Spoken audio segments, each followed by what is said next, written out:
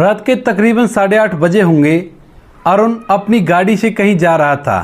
तभी एक रोड किनारे झुग्गी बनी हुई थी। उस झुग्गी के अंदर दो व्यक्ति, एक बुजुर्ग व्यक्ति और एक महिला को परेशान कर रहे थे। और यह सब कुछ देखकर अरुण अपनी गाड़ी रोक लेता है और गाड़ी में से उतरकर उस झुग्गी की तरफ बढ़ने लगता है। जैसे वो दो व्यक्ति जो उन्हें परेशान कर रहे थे वह अरुण को उनकी तरफ आता हुआ देखते हैं तो एकदम से उन्हें छोड़कर वहां से भाग जाते हैं और वह बुजुर्ग व्यक्ति और वह महिला उस झुग्गी के अंदर ही रह जाते हैं। अरुण वहां पर पहुंचता है और वहां जाने के बाद जैसे बुजुर्ग व्यक्ति और उस महिला को देखता है तो पूरी तरह से हैरान और परेशान हो जाता है, क्योंकि जो महिला थी वह और कोई नहीं, उसकी तलाकशुदा पत्नी थी जिसने 4 साल पहले उसे तलाक दे दिया था और यह बुजुर्ग व्यक्ति उसका ससुर था। क्या कारण था जो उसकी पत्नी और उसके ससुर यहाँ पर सड़क किनारे झुग्गी बनाकर रह रहे थे? पूरी सच्चाई के बारे में जानने के लिए वीडियो को अंत तक जरूर देखें। उत्तर प्रदेश के गाँव के अंदर एक लड़का रहा करता है जिस लड़के का नाम है अरुण। अरुण जिसके घर में उसके माता पिता हैं और अरुण अपने माता पिता का काफ़ी आज्ञाकारी बेटा है। अरुण जो कि पढ़ाई लिखाई करके अपनी नौकरी प्राप्त कर चुका है एक प्राइवेट कंपनी में और अच्छे से काम किया करता है। जैसे ही अरुण नौकरी करने लगता है तो उसके बाद माता पिता उसकी शादी की चिंता करने लगते हैं। तो पास ही के गांव की रहने वाली एक लड़की जिसका नाम सोनम होता है उससे उसकी शादी की बात तय कर लेते हैं। सोनम देखने में काफ़ी ज़्यादा खूबसूरत थी तो इसी वजह से अरुण भी पहली नज़र में उसे पसंद कर लेता है। और ऊपर से जब उसके माता पिता ने कह दिया था कि इस लड़की से शादी करनी है तो वह उसी से शादी करने वाला था, क्योंकि वह काफ़ी ज़्यादा आज्ञाकारी है। इसके बाद अरुण और सोनम दोनों की शादी हो जाती है और शादी के बाद जो सोनम होती है वह दुल्हन बनकर अरुण के घर में रहने लगती है। स्टार्टिंग में सब कुछ ठीक रहता है, कोई भी कैसी भी दिक्कत नहीं होती, लेकिन जैसे शादी को 6 महीने बीतते हैं तो उसके बाद सोनम को पंख लगने लगते हैं और वह सोचने लगती है कि जिस तरह से औरों की पत्नियां फ़ोन रखा करती हैं तो मुझे भी ऐसी फ़ोन रखना होगा। और इसी वजह से वह अपने पति से एक दिन फ़ोन के लिए डिमांड करने लगती है। अब पति जैसे इस बात को सुनता है तो वह सबसे पहले अपनी माँ से इस बारे में पूछता है और कहता है कि माँ, क्या मेरी पत्नी फ़ोन रख सकती है? अगर आपको कोई आपत्ति ना हो तो मैं उसे फ़ोन दिला सकता हूं। लेकिन माँ के हिसाब से फ़ोन रखना बिल्कुल भी सही नहीं था, क्योंकि फ़ोन की वजह से ज़्यादातर महिलाएं बिगड़ जाया करती हैं और इधर उधर नैन मटक्का करके अपने घर को बिगाड़ लिया करती हैं। तो इसी वजह से जो अरुण की माँ होती है वह उससे मना करने लगती है, कहती है कि बेटा तू ऐसा मत कर, अगर तू ऐसा करेगा तो तेरा घर भी बिगड़ सकता है। आजकल काफ़ी ज़्यादा ऐसे केस सुनने को मिल रहे हैं जहाँ पर महिला को हाथ में फ़ोन आता है और फ़ोन के जरिए वह किसी दूसरे व्यक्ति से प्यार करने लगती हैं और अपने पति को छोड़कर चली जाया करती हैं।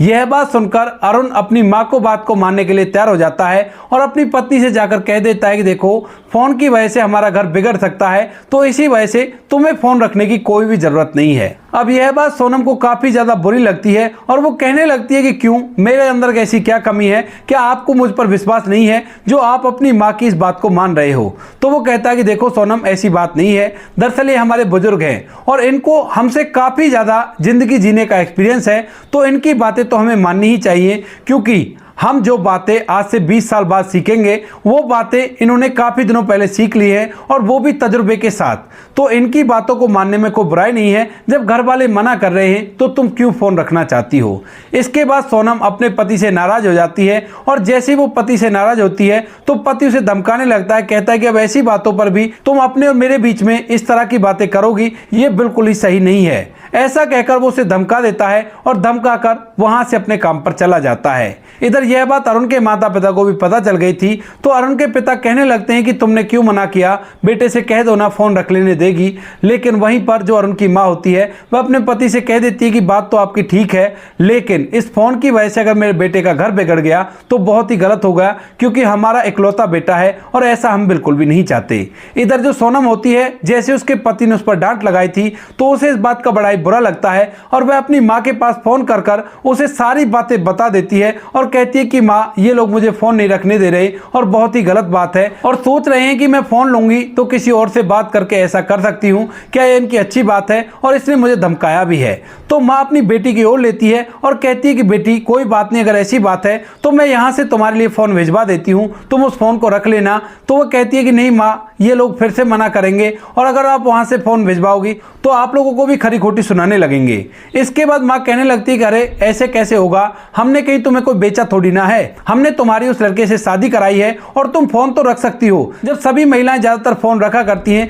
तो तुम रख लोगी तो इसमें क्या बुराई है। इस बात को सुनकर सोनम के दिमाग में भी अलग अलग तरह की बातें आने लगती हैं और सोनम भी अपनी माँ से कह देती है कि हाँ माँ, बात तो तुम सही कह रही हो, लेकिन कोई बात नहीं, आज शाम को मैं उनसे बात करूंगी और बात करके आपको बताऊंगी कि आपको फोन भेजना है या नहीं भेजना। इसके बाद सोनम की जो माँ होती है वह कहती है कि ठीक है बेटी, तू एक बार बता देना मुझे, उसके बाद मैं तुम्हारे पास फोन कर दूंगी। ऐसा कहकर उसने फोन काट दिया था और घर का फोन उसने रख दिया था। अब अरुण के माता पिता को यह बात पता चल गई थी और जैसे शाम के समय अरुण वापस लौटता है तो वह उसे बता देते कि बेटा, बहू ने अपने मायके में फोन किया है और कोई न कोई गड़बड़ हो सकती है, इस बार तू ऐसा करना, उसे फोन दे देना, कोई भी परेशानी नहीं है। लेकिन अरुण के दिमाग में अभी तक माता पिता की वो पहली बात अच्छी तरह से बैठ गई थी और इसके बारे में उसने भी कई बातें सुनी थी, तो इसी वजह से वह बिल्कुल भी अब अपनी पत्नी को फोन नहीं देना चाहता और वह चाहता है कि उसकी पत्नी ऐसे ही घर के अंदर रहे और कोई भी दिक्कत ना हो। शाम के समय जैसे ही पति पत्नी कमरे में आराम करते हैं तो पत्नी एक बार फिर से अपने पति से बात छेड़ती है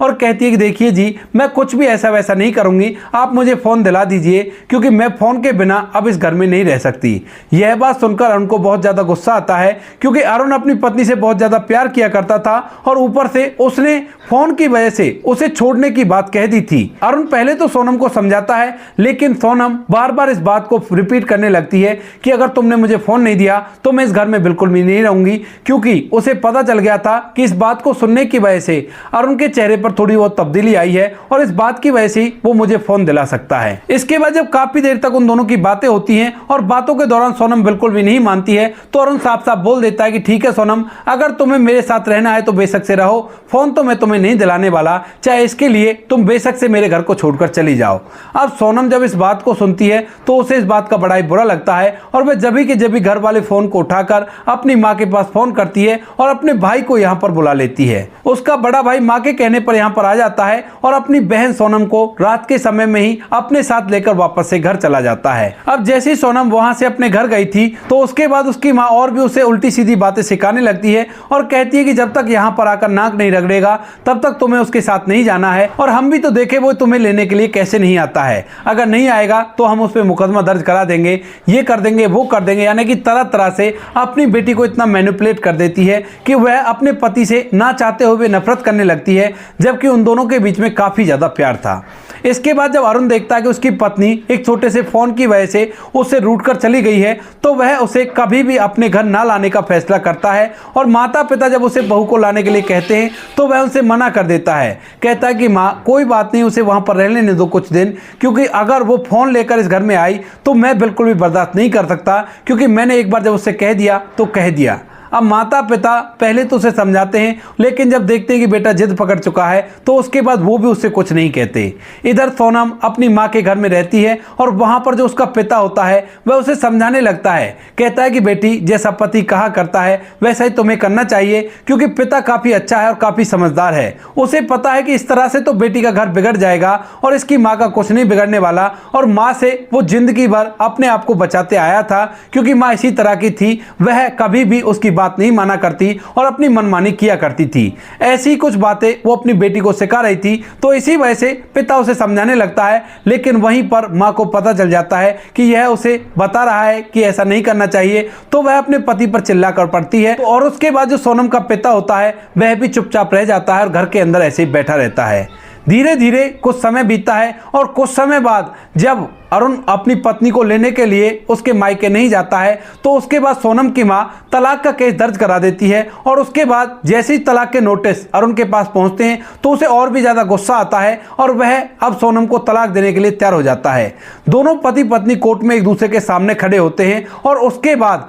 दोनों ही तलाक के लिए सहमत थे, तो जल्द से दोनों का तलाक हो जाता है, कोई भी कैसी भी दिक्कत नहीं होती। तलाक होने के बाद अरुण अपने घर है और सोनम अपने घर है और दोनों एक दूसरे से अब अलग हो चुके हैं। इसके बाद जो अरुण होता है वह सोनम की तरफ बिल्कुल भी ध्यान नहीं देता है और अपनी जिंदगी को और भी ज्यादा बेहतर बनाने लगता है। वह अपनी माँ से बात किया करता और माँ जैसे ही काम करने के लिए कहा करती वैसे काम किया करता और धीरे धीरे लगभग 4 साल में वो काफी ज्यादा तरक्कियों को हासिल कर लेता है। इस बीच कई बार उसकी माँ और उसके पिता ने उसे दूसरी शादी करने के लिए कहा था, लेकिन वो अपनी माँ से कुछ टाइम बाद के लिए कहकर मना कर देता है और कहता है कि माँ अभी मुझे मेंटली प्रिपेयर होना पड़ेगा दूसरी शादी के लिए, तो इस वजह से मुझे कुछ समय और दे दो। 4 साल बाद अरुण के पास अच्छा खासा रुपया पैसा होता है, वह गाड़ी में चला करता और एक कंपनी के अंदर उसकी पार्टनरशिप भी है, तो इसी वजह से वह बड़ा ही खुश था। लेकिन बार बार उसे अपनी पत्नी सोनम की याद आया करती क्योंकि वह उससे सच्चा प्यार किया करता था। इसी दौरान एक दिन वो बिजनेस मीटिंग के लिए एक जगह गया हुआ था और वहां से आने में उसे काफी ज्यादा रात हो जाती है।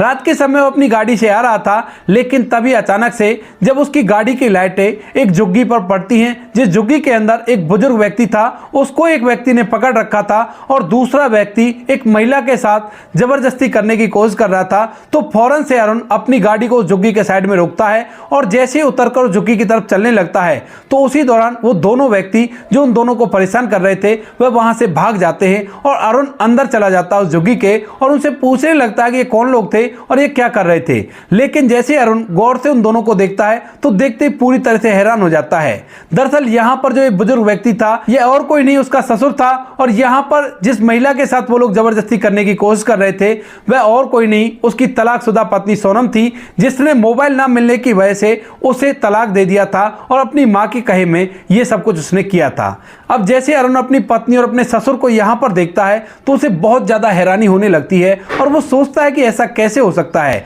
क्योंकि अरुण के जो ससुराल थी वो काफी अच्छे रुपए पैसे वाले थे, लेकिन आज यहाँ पर ये झुग्गी बनाकर रोड किनारे क्यों रहा करते हैं। यह बात उसके दिमाग में इधर उधर टकराने लगती है और वह इस बात के बारे में गहन सोच विचार करता रहता है। लेकिन वहीं पर जैसे ही सोनम अपने पति को देखती है तो एकदम से पूरी तरह से हैरान हो जाती है और उसकी आंखों से आंसू टपकने लगते हैं। अरुण उसको रोता हुआ देखता है तो वह उसे चुप होने के लिए कहने लगता है और पूछता है कि आखिर क्या कारण है जो तुम लोग यहाँ पर झुग्गी बनाकर रहते हो। तो उसके बाद जो सोनम होती है उससे नहीं रहा जाता और वह एकदम से अपने पति के पैर पकड़कर फूट फूट कर रोने लगती है और उससे माफी मांगने लगती है। अरुण अपनी पत्नी को उठाता है और उससे पूछने लगता है कि सोनम आखिर ऐसा क्या हुआ जो तुम्हारी हालत इतनी खराब हो गई, क्योंकि मेरे ख्याल से तुम्हारा अच्छा खासा घर था और रुपए पैसों की कोई भी दिक्कत नहीं थी, इतने बुरे तो तुम्हारे बिल्कुल भी नहीं आने चाहिए थे। इसके बाद जो सोनम होती है वह तो कुछ बोल नहीं पाती है, लेकिन तभी जो सोनम का पिता होता है यानी कि अरुण का जो ससुर था वह उससे कहने लगता है कि बेटा ये सब कुछ हमारे कर्मों का फल है जो हमें मिल रहा है। तो उसके बाद अरुण कहने लगता है कि बाबूजी ऐसा कैसे। तो वह बताने लगता है कि बेटा जब तेरा और इसका तलाक हुआ था तो उस समय पे मैंने अपनी बेटी को काफी ज्यादा समझाया था, लेकिन वो उसने एक नहीं मानी थी और इसकी माँ भी इसके साथी हो गई थी। जो भी तेरा और इसका तलाक हुआ है वो इसकी माँ की वजह से हुआ था, क्योंकि वह उसे उल्टा सीधा सिखाया करती थी और इसी सिखाए में चल के इसने तुझे तलाक दे दिया। लेकिन तलाक के कुछ दिनों बाद ही इसकी माँ की जब मौत हो जाती है तो उसके बाद जब इसके भैया भाभी इसको परेशान करने लगते हैं तो इसे रियलाइज होता है कि इसने तुझे तलाक देकर बहुत ही गलत किया है। लेकिन अब परिस्थितियां हाथ से निकल चुकी थी, तुम्हें वो तलाक दे चुकी थी और इसके बाद जो उसकी भाभी होती है वो उसे काफी ज्यादा टॉर्चर करने लगती है और उसे काफी ज्यादा परेशान करती है ताकि वह घर छोड़कर चली जाए। यही बात सोनम भी करती है, जब भाभी ज्यादा परेशान करती है तो वह घर छोड़कर जाने के लिए तैयार हो जाती है और मैं बूढ़ा हो चुका था तो इसी वजह से मैं अपनी बेटी का सहारा बनने के लिए उसके साथ चल दिया और इसी तरह से हम घूमते घूमते यहाँ पर आ गए। दिन के समय में हम मजदूरी किया करते हैं और इसी झुग्गी में रहकर अपना समय व्यतीत किया करते हैं। यह बातें सुनकर अरुण को काफी ज्यादा हैरानी होती है कि आदमी कहां से कहां तक पहुंच सकता है, इसका कोई भी पता नहीं होता। इसके बाद अरुण को अपनी पत्नी और उसके पिता की हालत पर काफी ज्यादा तरस आता है और वो कहने लगता है कि बाबूजी देखो, अगर आपको कोई भी कैसी भी जरूरत हो तो आप मुझे बता सकते हो, यहाँ पर तो आप बिल्कुल ही मत रहो, मैं आपके लिए किसी पक्के मकान का इंतजाम करा देता हूँ। लेकिन तभी जो अरुण का पिता होता है वो कहने लगता है कि बेटा मैं तो अपना समय जैसे तैसे करके व्यतीत कर लूंगा, लेकिन बेटी अभी जवान है और जवान बेटी को अपने साथ रखना बिल्कुल बहुत ज्यादा मुश्किल है। अभी थोड़ी देर पहले तुमने देखा होगा दो शराबी मेरी बेटी के साथ गलत करना चाहते थे और मैं उन्हें बुढ़ापे की वजह से चाहकर भी नहीं रोक पा रहा था। तो तुम ऐसा करो, इसको अपने साथ ले जाओ और इसको अपने साथ रख लो, इसे माफ करके। लेकिन तभी अरुण इस बात को सुनकर थोड़ा सा सोच विचार करने लगता है और कहता है कि बाबूजी ऐसा तो अब नहीं हो सकता, क्योंकि अब काफी ज्यादा देर हो चुकी है। लेकिन तभी सोनम एकदम से आकर उनके पैर पकड़ती है और कहती है कि कोई बात नहीं, तुम मुझे अपने घर में नौकरानी रख लेना और मैं तुम्हारा नौकरानी का काम करती रहूंगी, कोई भी कैसी भी दिक्कत नहीं है, बस खाने के लिए रोटी और सर पर छत दे देना ताकि कोई मेरे साथ इस तरह से ना कर सके। अब तक वह हालातों से लड़ लड़कर पूरी तरह से टूट चुकी थी और उसके अंदर का पूरा अहम पूरी तरह से खत्म हो चुका था। जब अरुण देखता है कि उसकी पत्नी नौकरानी बनकर रहने के लिए तैयार है तो उसके बाद वह उससे कहता है कि ठीक है, इसके लिए मुझे पहले माता पिता से बात करनी होगी कि वो तुम्हें घर के अंदर नौकरानी स्वीकार करेंगे या नहीं करेंगे। ऐसा कहकर अरुण वहां से अपनी गाड़ी में बैठता है और गाड़ी में बैठने के बाद अपनी मां के पास फोन मिला देता है और फोन मिलाकर उन्हें पूरी की पूरी बात बता देता है। जब मां उसकी ये बात सुनती है कि उसकी पत्नी को अकल आ गई है और वह नौकरानी बनकर भी घर के अंदर रहने के लिए तैयार है, तो वो उससे कहती है कि ठीक है बेटा, अगर ऐसी बात है तो तुम अपनी पत्नी को अपने साथ ला सकते हो और उसे बेशक से पत्नी का दर्जा दे देना, मुझे कोई भी आपत्ति नहीं है। और साथ में उसके पिता को भी ले आना, क्योंकि बुढ़ापे में अब वो कहां घूमेगा। जब उसके बेटे ने उसके इस टाइम पर ही कदर नहीं की तो आगे तो वो और भी बुरा टाइम आएगा, तू ही उसकी देखभाल कर देना।